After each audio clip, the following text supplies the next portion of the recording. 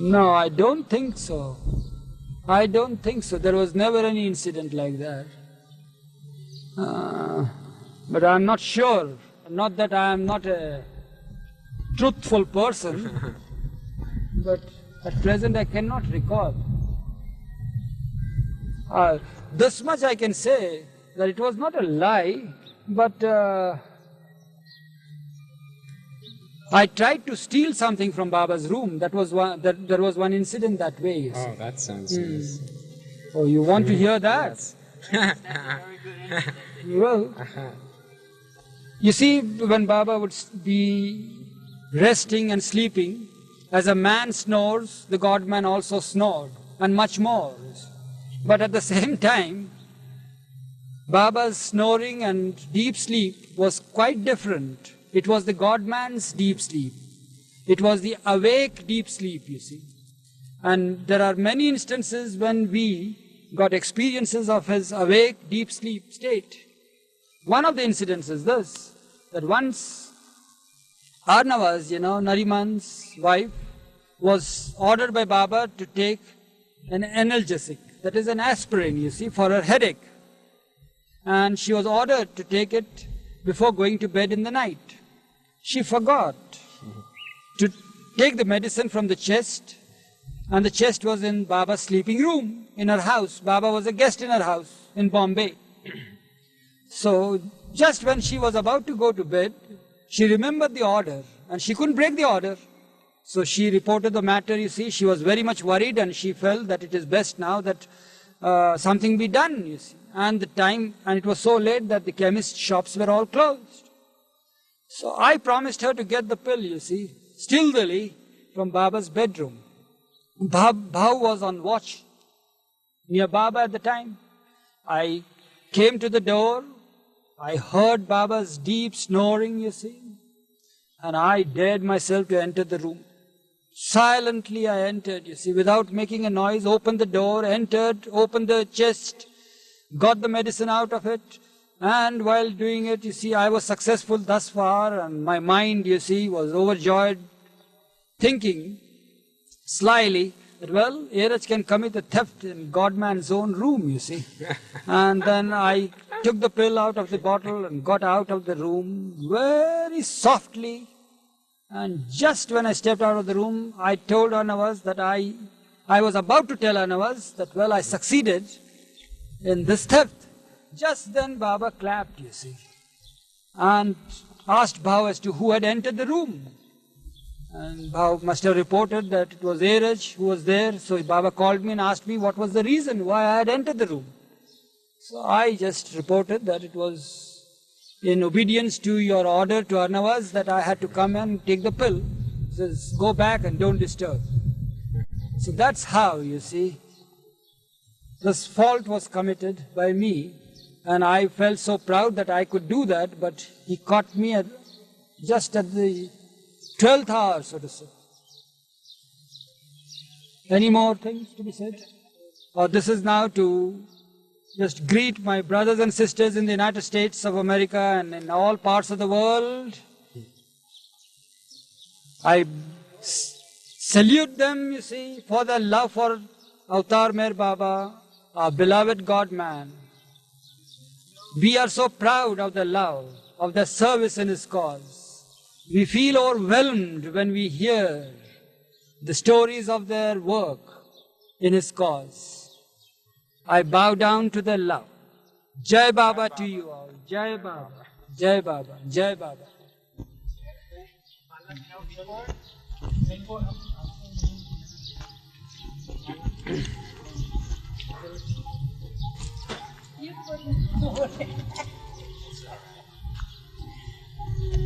Quick, get on of us. Wait a minute. If you could sum up your entire life with Baba in just a few phrases, if it were possible to do such a thing, how would you do that? How would you sum it up? That what you had learned or what you had realized from being with him all these years? Well, what is there to sum up? The summing up has to be done by Baba and not by me. The thing is that the only thing that I can say in this respect is that one has to be in the presence of the God-man with complete obedience at heart, with a willingness to abide by the orders and to live a life of complete honesty without any care or concern for the next day. We have to live near the God-man by seconds, not by days or by years. Every second is a fresh life in the presence of the God-man. Every action that we do, you see, is always to be dedicated to Him. And my only prayer, day in and day out, was that anything done good or bad, I surrender at His feet. Any action, praiseworthy or unthinkable, I surrendered to Him and at His feet before retiring for the day. So that we do not get trapped by any sort of impressions or be just engulfed in self-praise. What message would you give to all those who aspire to surrender and obey Baba as you've attempted to do throughout the years?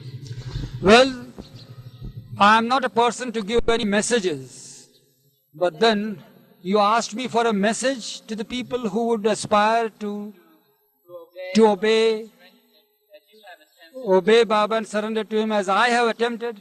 The only message that I give is, if at all I am worthy of giving any messages, just to remember Him, day in and day out, just to glorify Him. Glorify Him in every little acts and actions, with every blossom that one sees in the tree, or with every creature or bird or an animal or a person that he sees, that He resides in everyone. He is the one who makes them act and do things. Just glorify Him, just praise Him, just remember Him, and that's being with Him and His constant company. Make Him His constant companion, and that's how he or she can make his life worthwhile on this earth. Anything more that you wish me to say? Is there any meditation that Baba wanted you to do? Well, meditation brings in a sort of separation for the... Meditation brings in a sort of separation, you see, from the personality on which our mind wants to focus on. Being near Baba all the time, you see, I had no opportunity to meditate on him. So there was no question of meditating on Baba. But this doesn't mean that Baba didn't want anybody to meditate. You mean he never gave you any meditation to do? Yes, there were 2 occasions when he told us to sit in meditation. And that too, with a clap of hand, we had to start the meditation, and within 10 minutes, there was another clapping of his hand when we had to just get up from meditation and go to him. That's all. And he told us how we should start our meditation. He told us that we should first think of God as the ocean of effulgence, and that continue to bring into our vision the effulgence of God, and that in that ocean we ourselves are deeply drowned in it, and continue to think and focus our thoughts on that. And just when we started doing that, he clapped his hands and we had to go back to him, that's all. That was our meditation. And on another occasion, he said, just think of me. So he again made us sit, you see, at one spot. Different Mandali people were given different spots. And we sat there and we had just started thinking of him. In the meantime, he clapped us and we had to go to him, that's all. That is my experience.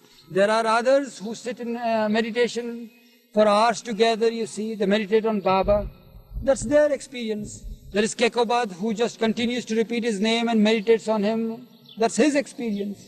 My experience has been, unfortunately, having no time to meditate on Baba. Meditation involves separation. And somehow or other, fortunately or unfortunately, I was given the task to be with Baba almost all the time. That's how I did meditation, of course. Seems to me that was a meditation in itself. Well, that you may call that a meditation. Be with Baba. Yes. Where is the need to meditate? To think of him all the time, to be with him. You may call it meditation or concentration. No, it's said that when Baba does the must work, that he seems to become so absorbed with these must when he goes out to get them, that seems to become like his whole world at the time. Yes. When he goes out for must, like he hunting and all that. Yes. Because so often Baba had said that musts are his most beloved children. And when he comes across one of these musts, you see, he seems to get lost in their care, concern, giving them comfort, doing service to them, feeding them, clothing them, bathing them, tending to them, even pressing their feet and massaging their bodies. Massaging their bodies too.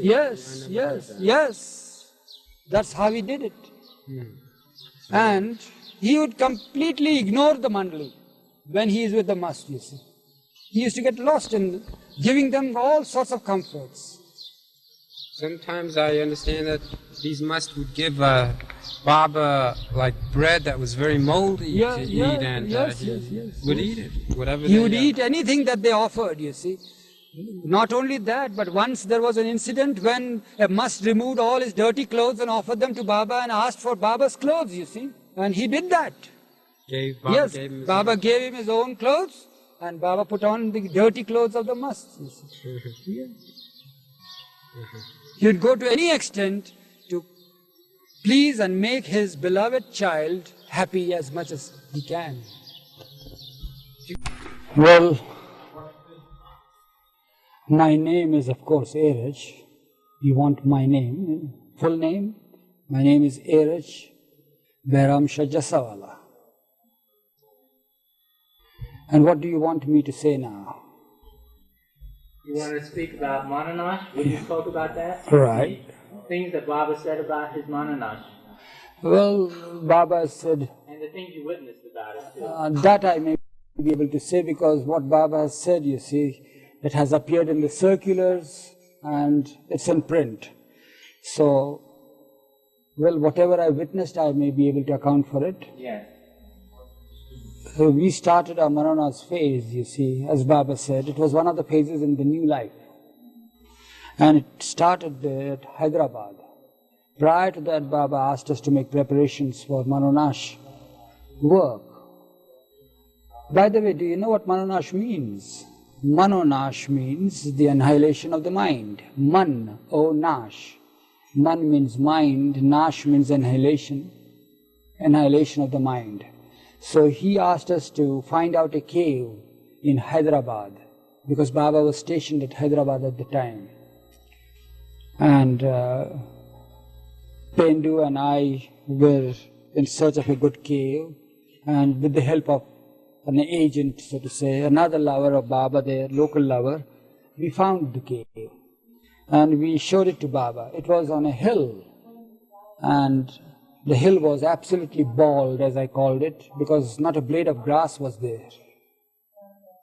And for the supply of water, we were shown a cavity in that rocky hill, you see. The rain had fallen and there was some water that was there. So Baba selected that hill for the Mananash work. Before he started the work there, he asked us to make preparations for building a sort of a hut-like thing there. And with the help of the local workers, we kept ourselves prepared for Baba to start the work. I still remember that day, you see, when we went there in the evening with all our luggage, and the main part of the luggage was the articles that had to do with Mananash work. He had asked us to prepare a replica of a church, a mosque, a fire temple of the Zoroastrians, a temple of the Hindus, and so forth, you see. Houses of worship of different religion. And we got these models made from Agra of soft stone. They look like marble replicas. And we carried these to the hill there, and Baba wanted me to spread them out, you see, in his cave. And what he did inside the cave with these little temples and churches and mosques and pagodas and other things, you see, we don't know, because he would sit all alone and do his Mananash work. The Mananash work started there. He continued to do work there for some days, and then he left the place. And we went out of Hyderabad, and we passed some days on road, and Baba brought us towards Meher. The night prior to reaching Meher, we were halting at a place about 8 miles from Meher. We were very tired. We reached the place at about 9 o'clock in the evening, late evening, and there Baba rested. And the 4 Mandali who accompanied Baba also rested there. Of course, one of them taking the turn as the night watchman. And there when Baba was resting, Baba said that he heard that his rest was being disturbed by some noise inside the room.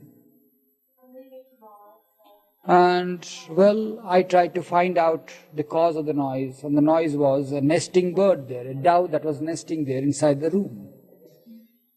It was a place there, unoccupied for so many months or years, you may call it. It was an old mosque.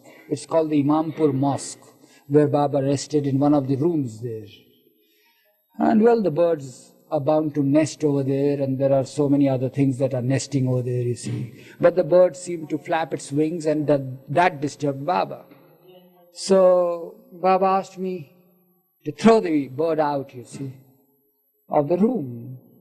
So as I was about to act, he called me back, and you know, his calling me and his telling me is all through gestures, because Baba is observing silence. I need not dilate upon his silence and the way that he called out. So when I was about to throw the birds, Baba called me back through his clapping, you see. And I went back, and Baba said that, well, it's that I shouldn't touch the bird, and that I had forgotten to remind him that such an act shouldn't happen.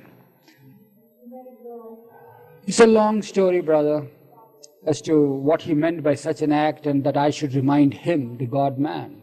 In New Life, you know, what happened is that there were some people who were ordered by Baba to remind him if he got angry on some, if he were to be cruel to some, and so forth.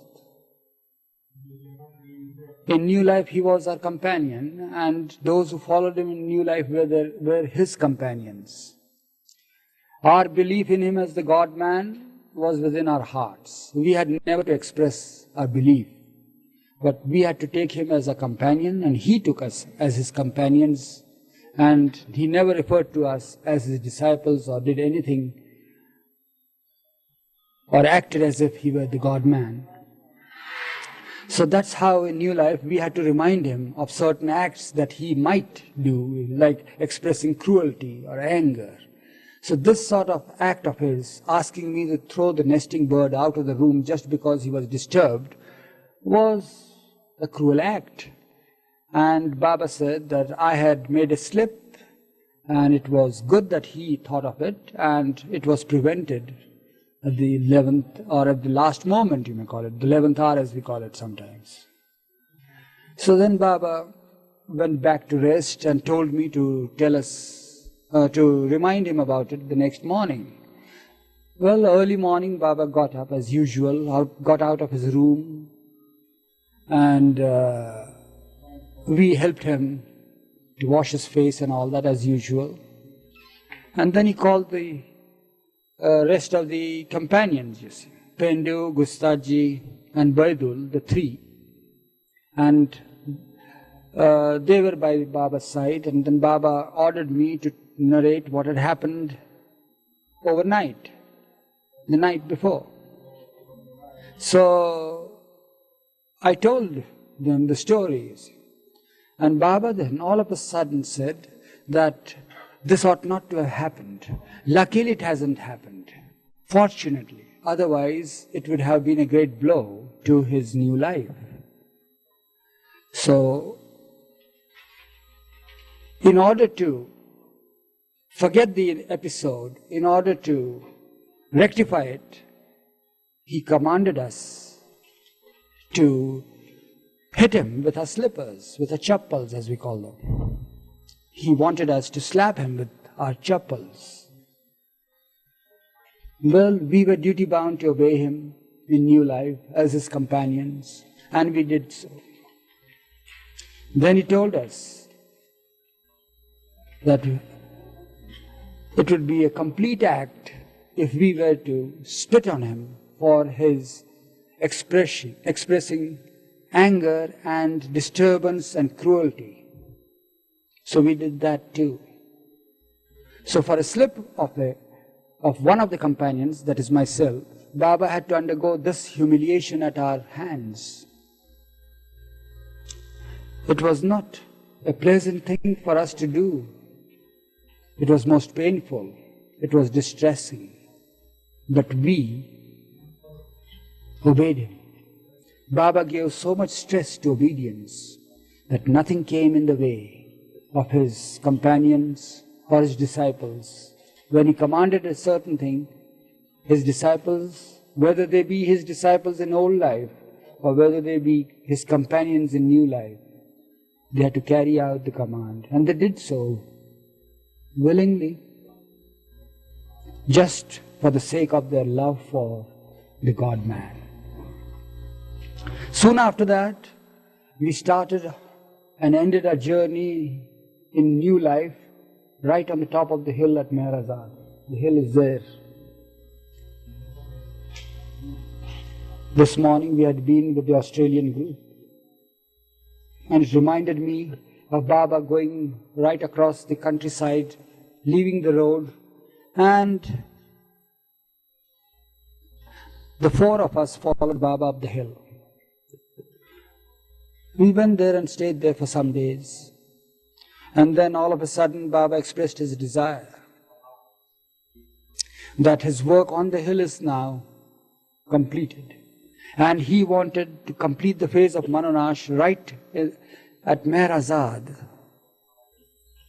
So the two cabins that were already there on the top of the hill prior to Baba leaving for new life, and which were now occupied by Baba during the phase of Manonash work, Baba wanted the two cabins to be brought down and rebuilt into one cabin of the same material that was there on the hill within a very short span of, say, a couple of days, so that he can start the work immediately. So, well, we who were on the hill helped to get the cabins dismantled, and Padri, who was summoned from Meherabad, to rebuild with the help of a carpenter here. So we started supplying the material from top of the hill, and Padri collected it down the hill and got the two cabins into one. Here is the cabin. This is called the Manonash cabin here. It's made into one cabin. While we were dismantling the cabin and the material being sent down and the cabin being rebuilt over here, Gustaji, Pendu and Baidul and myself stayed on the hill in the open I think for a couple of nights or more, till we were summoned here by Baba, when Baba started occupying the cabin and resumed his Manonash work. The models of the church, temple, the pagoda, and the fire temple of the Parsis, Zoroastrians, they are at Adi's office now in a showcase. The same models were then placed here in the newly built cabin, you see.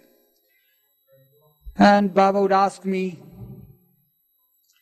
to place them on a shelf and keep a chair in front of these models for him to sit there.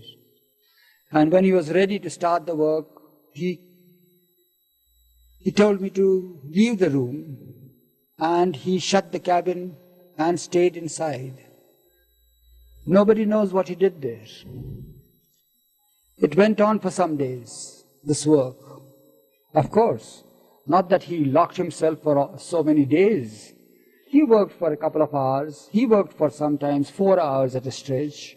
And then he would call us inside the cabin. And then he would be served lunch and food and all that. But the work continued for some days. On the last day, he made me write on a slip of a paper.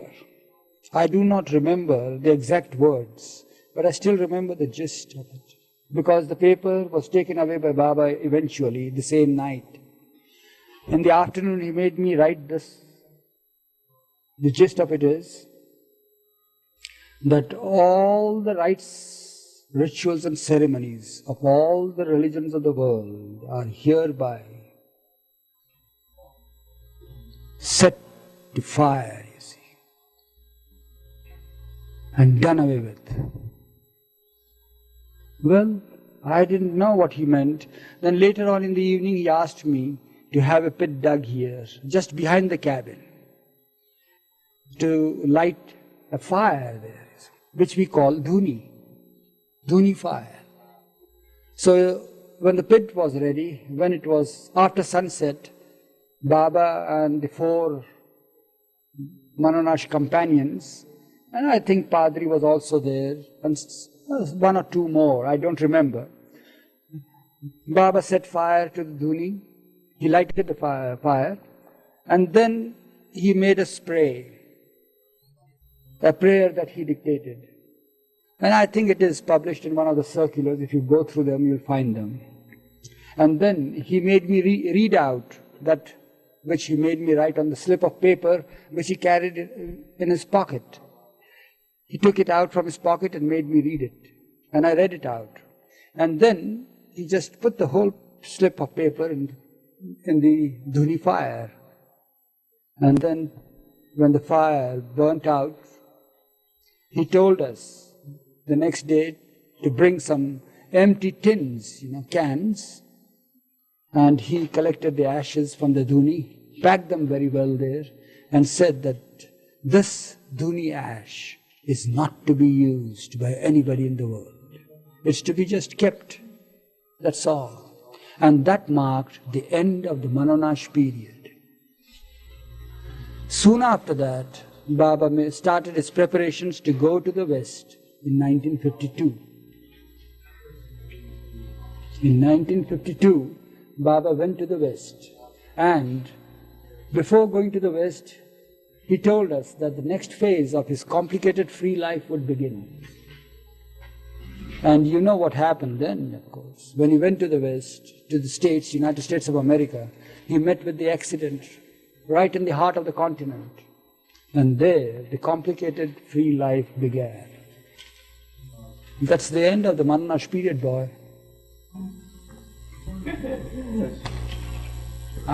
The Manonash period, wasn't that a time when Baba was setting the guidelines so that the seekers of the future would be able to attain that annihilation of mind for which Manonash meant? Isn't that what it meant? Is that what Baba was doing? Well, I don't know what Baba was doing and meaning by Manonash, see, new life. For certain, of course, it was not a Manonash for himself, you see, because he his mind is the universal mind. And if it had any meaning attached to the Manonash of the universal mind, it would mean the annihilation of all our minds. So surely it was not the annihilation of the mind of the God-man. What I believe and rightly think is that this phase of Manonash that Baba went through was not for himself. It was a sort of a period of acceleration in the Manonash attempts of the aspirants who were seeking the annihilation of their minds, you see, for their onward march towards unity with the truth. It was a sort of a help to those who were ripe for the annihilation of the mind. Baba accelerated their progress towards annihilation of their mind. That's how I take it. Did you ever think that Baba was working on the minds of the Mandali members? Well, did you ever feel that? No, I never felt anything about it, because apart from feeling anything, we had no time to think about ourselves, you see. We just carried out his commands, and we kept ourselves absolutely uninvolved in whatever Baba did, you see. We never felt that Baba was working upon our minds. We always knew that Baba was doing his universal work. It was for the whole humanity, you see. And who were we after all? We were just one from a group from the whole human race, that's all. But we had the blessedness to be with him because he permitted us to be with him. Otherwise, we never carried any stamp of distinction on our backs or on our heads or on our foreheads. We were just one of the little tiny group of people, you see, who were allowed to stay by his side and do the work. That's all.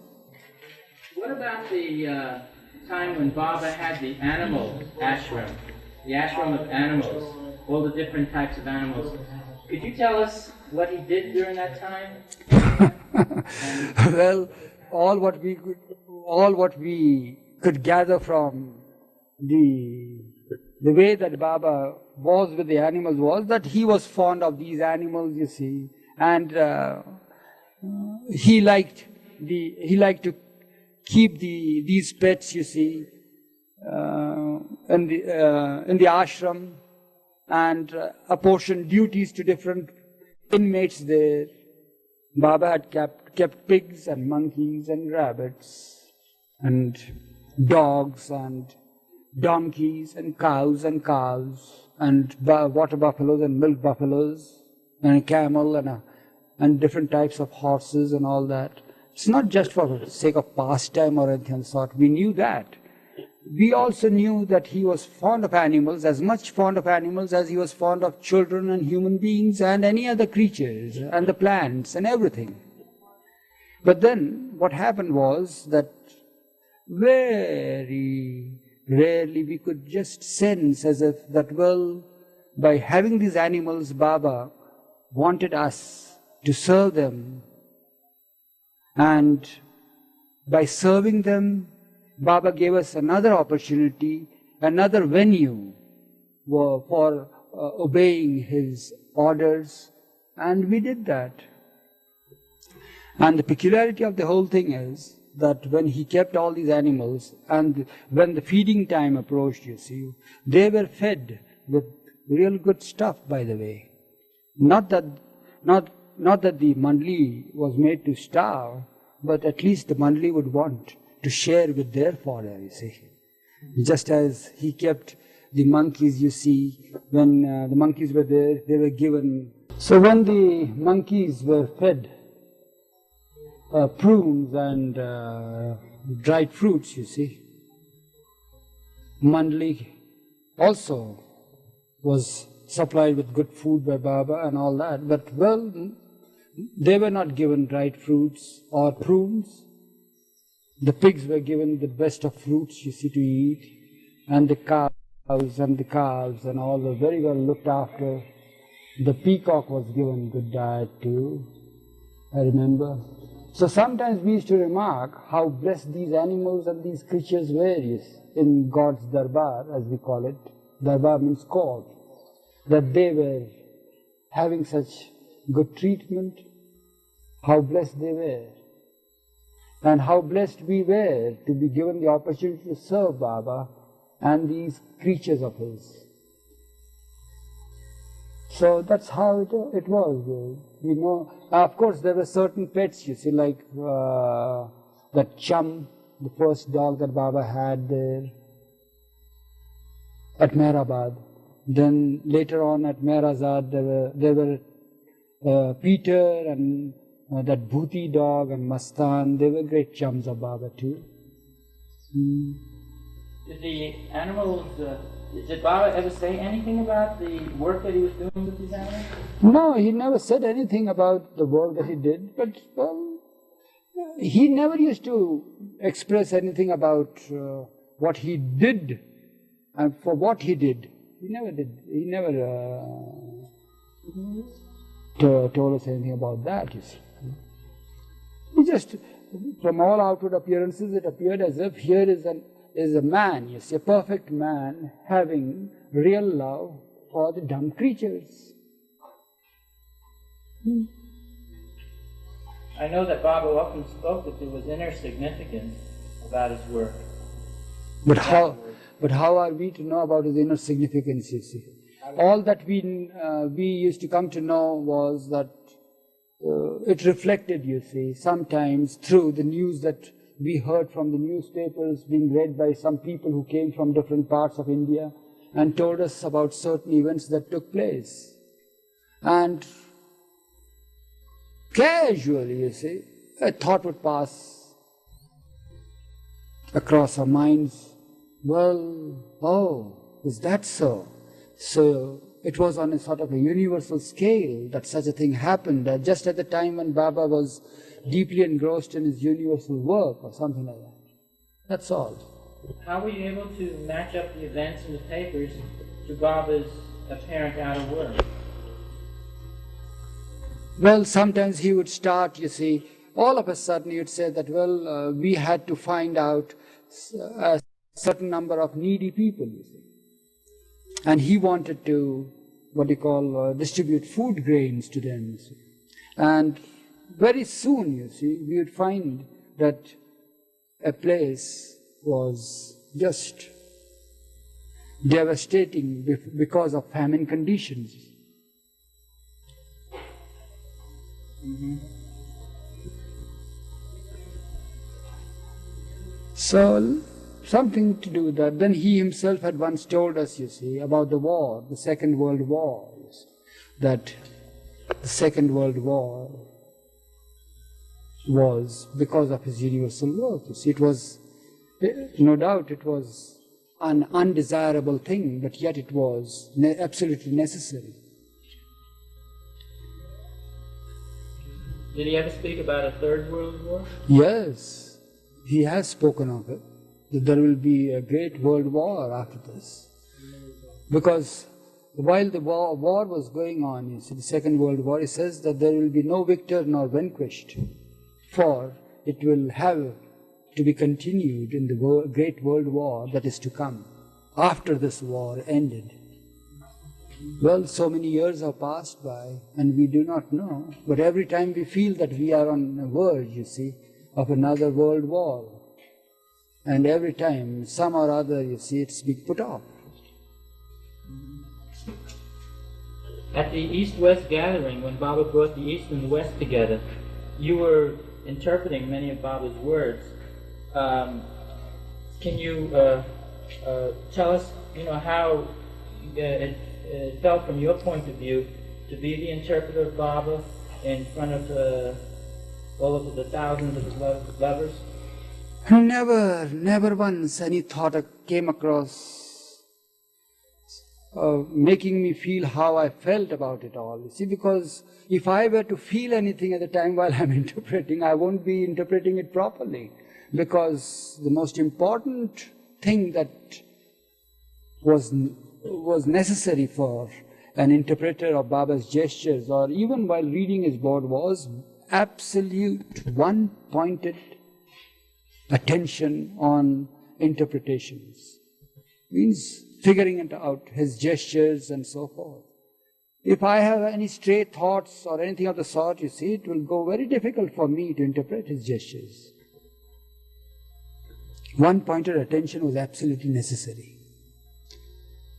And never once such thoughts arose in my mind, you see. Because I knew that I was just to interpret Baba's gestures. It was not there for the big crowd or an individual. It's just my duty was to read his fingers, that's all. It mattered very little. You must have had many moments where you were able to be alone with Baba. Oh yes, there were many moments when I was all alone with Baba, and especially when I was keeping watch while he was in seclusion, or at night time when he was resting. Many years passed by, you see. And what happened, what would usually occur, or what are some of the things that occurred when you were alone with Baba? What would he tell you or say to you? Well, do you want to be rather personal about it here? One important thing I still remember, and it's very useful for all of us who know of Baba, is that soon after completing that book which is known as God Speaks, you see, there was some query from my side, and I was all alone with Baba, and he was resting in bed with a rug or a shawl, you see, over him. It was winter time, and I asked him a certain question, and he says to me, holding one fiber from the shawl, he says, look how this shawl is. It's colorful with different designs and paint, colors. And I hold this thread, he says. And you are as if asking me what this particular design is at the very start of it. So I try to explain to you and pull the thread out, you see. And the design is no more. Then when you feel satisfied, when I say that, well, it's all illusory, it's all just a thing that is woven together and brought into and made into one design like that. Well, you're satisfied for the time being, he says. Then after an interval, you get another urge to find out what the next pattern is. And you put me another question after a month. And again, I am holding the thread between my thumb and finger all the time. So again, I start explaining to you and explain to you the very futility of your query, you see, and search for the pattern that is woven in illusion because of Maya. And I pull the thread out further, you see, and the pattern is destroyed there. The design is destroyed. And then you feel satisfied with the explanation. And then he said, you wait for some more months and another question, and I pull the thread and I pull the thread, and there comes a time when I pull the whole design, when I destroy the whole design, because while you put the questions, I start explaining and answering you. And while answering you, I just have to satisfy you and show you that it's not there in reality. It's just woven into a pattern, a design. And the colors are there also because of the weaving that is being done, you see. So when I pull the thread further and further, and eventually it so happens that the shawl doesn't exist at all. Neither do the patterns or the designs in the shawl. Just the thread that comes out, you see. That's the truth. The very existence is woven into different patterns, into colors and species. So, this he explained to me when I was all alone. So, this is one of the examples as to about our talks, you see, when we were together, you see. But that doesn't mean that he just spoke only metaphysics and explained to us things regarding God and illusion and Maya and all that. Look at this kid, you see, who wants to be in the show, you see, who wants to go, very fond of children, and he did play. He wanted to play with the children. He would love the children to come to him. He would caress them and kiss them and induce them to play with him, and he would distribute sweets to them, and he would squat on the ground to play marbles with them or any other game. He would join them in flying kites or play the game of 7 tiles with them. You saw Baba doing these? All, yes. Not only saw, but, well, we had the good fortune to play with him too, because we are also children, although grown up. Do you remember any amusing incidents when you played with Baba, chess or marbles or checkers or something? No, I didn't play anything of this sort, but I played cricket with him, 7 tiles, badminton, sometimes helped him to fly a kite or so. Did Baba always win? Not always. He would allow us to win too, otherwise there would be no pleasure and no charm in the game, you see, if Baba were always to win. But he would show us how to win the game, you see. He would help us to win the game. Often he would win, of course. There's no doubt about it. He was a good marksman. He would. I feel as if that invariably he would hit the marble. He would never miss the aim. He was expert in playing marbles, very good at cricket, and had a very good aim. Because when we used to play the game of 7 tiles, we needed good aim, you see, to break the 7 tiles that were piled into one pile. And we had to throw the ball, you see, from a distance, and he would be there to hit it invariably. Not only that, but he made Dr. Kenmore also, with the help of his directions and instructions, hit the mark, although he was totally blind. Not once. Hit the mark too. Yes. What was that, the game of 7 tiles? 7 tiles, yes. And that happened not once, but quite a few times. And that showed what a good instructor he was, Baba. That sounds impossible. To you it may sound impossible, ridiculous, but well, we were the witnesses to it. Yes. When Baba was in good mood, he would ask his close ones what he wanted. So, well, I found it so happened that there were certain boys, you see, who were around Baba at the time, and he happened to be in a happy mood there, and he asked these boys what they wanted in their life when they grew up.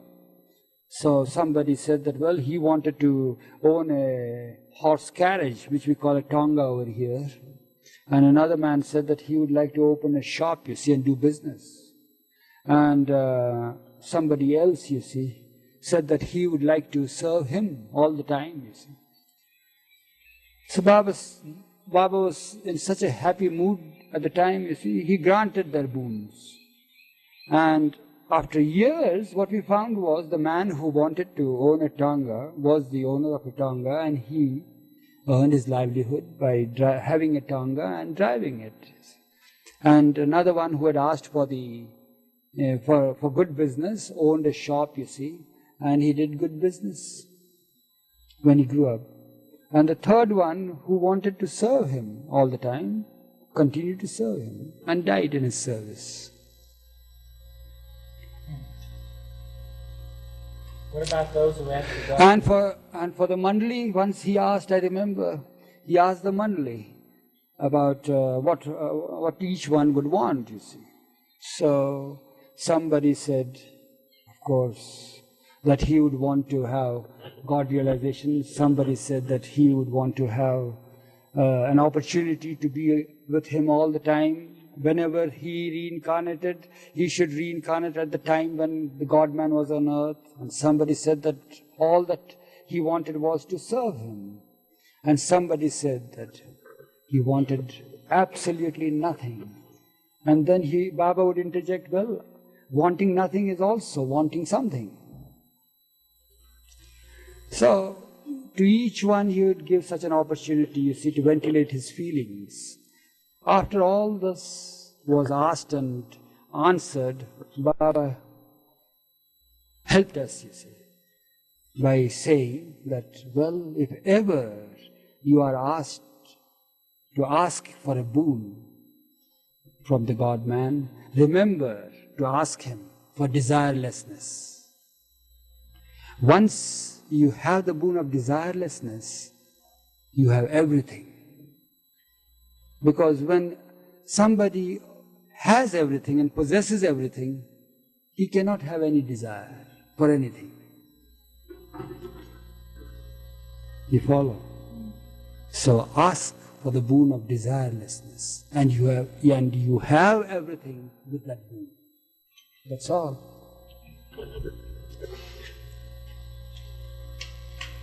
Well, you want to know about myself with Meher Baba. To be very frank, you see, when I am with Meher Baba, or was with Meher Baba's physical presence, all my attention was on how best to serve him. And he was a very loving friend, a very loving master, a very loving father, a very loving mother, all in one, you see. He never wanted me, or he never ever gave me a chance to fear him, you see. All the time, he promoted love in me for him. But then, I don't understand what you mean by my being in his physical presence and my personal feelings for him. My personal feelings and his personal feelings, whatever they may be, were just very casual, you see, in the sense that, well, I was there all the time, all attention to obey him, and he was there all the time, loving me. I knew that, that's all. And I had to carry out his commands, I had to take instructions from him, I had to take replies to be sent for the letters that he had received or the cables that he had received. He would dictate messages and discourses, and then I had to take them down, or prepare programs and planning for his tours and itineraries and all that sort of thing. And, well, when he rested, had to keep watch near him, sit down and be there to attend to him whenever he needed. Because he was observing silence, he always had somebody near him. He would allow us to massage his body, so that opportunity and that blessedness was also to my share.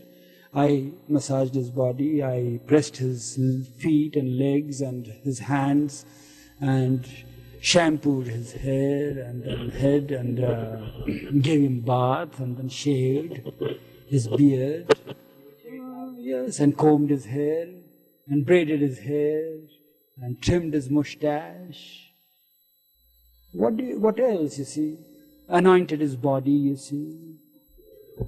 And clipped his toenails and fingernails.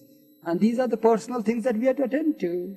Clean his room, sweep his room, do his bedding and bed, prepare his clothes, iron his clothes, wash his clothes, prepare water for his bath, and everything.